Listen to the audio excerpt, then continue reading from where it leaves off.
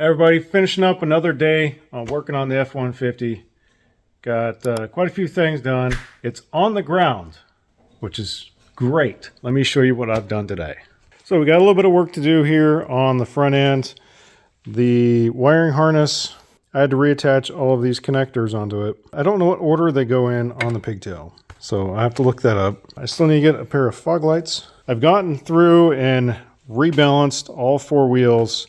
This one was, I think, the worst. Didn't help that my wheel balancer here just stopped working, and I had to dig around and use the one way over there. I mean, it still works. It's just had to be recalibrated. Anyways, the passenger roof airbag has been replaced.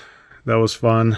Not really. The passenger seat's been taken out because I got to swap over some parts from that. The driver's side roof airbag has been removed. The one I ordered, unfortunately, was for an 18 and it doesn't fit. I thought it would, but it doesn't.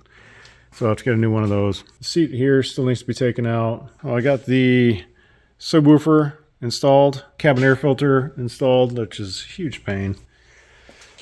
This front fender here had been kind of tweaked, so I got this straightened and pushed back enough so it's mostly flat.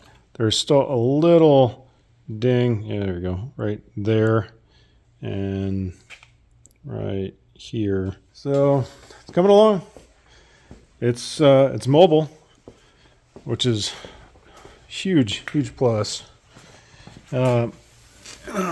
Also put brand new rotors and pads on here, so it'll actually stop. Oh yeah, and nice Bilstein shocks. Anyways, that's a quick update here for the F-150.